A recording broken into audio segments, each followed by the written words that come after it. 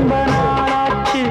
கொஞ்சம் இடம் கொடுத்த பச்சை கொடி பிடிச்ச எத்தனையோ வித்தைகளை இப்பவே நீ காத்திடுவே.